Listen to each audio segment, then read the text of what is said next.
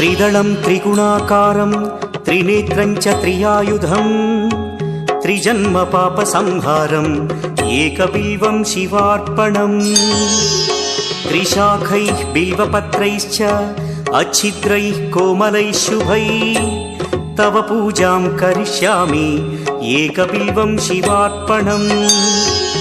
कोटिकन्या महादानं तिलपर्वतकोटयः काञ्चनं शैलदानेन एकबिल्वं शिवार्पणम् काशीक्षेत्रनिवासं च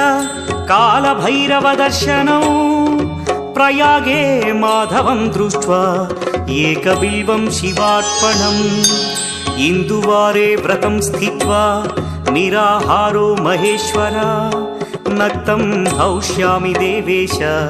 एकबिल्वं शिवार्पणम् रामलिङ्गप्रतिष्ठा